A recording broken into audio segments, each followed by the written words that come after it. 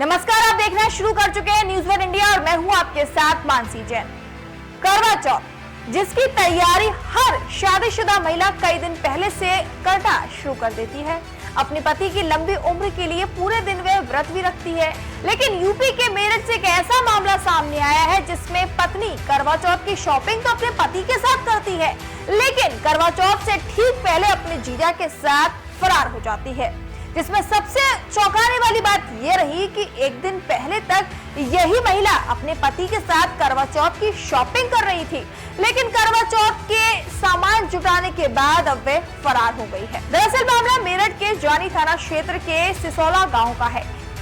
इसी गांव के रामफल के बेटे अशोक कुमार की शादी साल 2019 में हुई थी। रामफल की पत्नी गंगानगर थाना क्षेत्र के अमखेड़ा आदिपुर गांव की रहने वाली है। इन दोनों का 18 महीने का एक बेटा भी है। घर परिवार में सब कुछ ठीक ठाक चल रहा था, लेकिन इस खुशहाल परिवार में एक दिन एंट्री होती है अशोक के जीजा राहुल की। जीजा राहुल इनके घर पर अक्सर आया करता था। वहीं पीड़ित पति का कहना है कि उसकी गैर मौजूदगी में भी उसका जीजा कई बार उसके घर आ चुका है, जो उसकी पत्नी को बहला फुसलाकर अपने वश में कर चुका था। अशोक ने कई बार अपनी पत्नी को समझाया और जीजा को घर आने से भी रोका। पीड़ित पति जब काम पर गया था, उसी बीच जीजा राहुल आया और उसकी पत्नी और बच्चे को लेकर चला गया। पति का आरोप है कि उसकी पत्नी अपने साथ 15,000 रुपए और गहने भी ले गई है। अशोक ने यह भी कहा कि एक दिन पहले तक उसकी पत्नी करवा चौथ की शॉपिंग उसके साथ ही कर रही थी।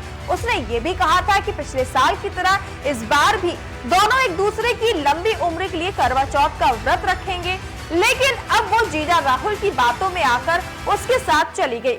मुझे डर है कि कहीं राहुल किसी गलत काम में उसकी बीवी को ना फंसा दे। राहुल एक आपराधिक प्रवृत्ति का आदमी है।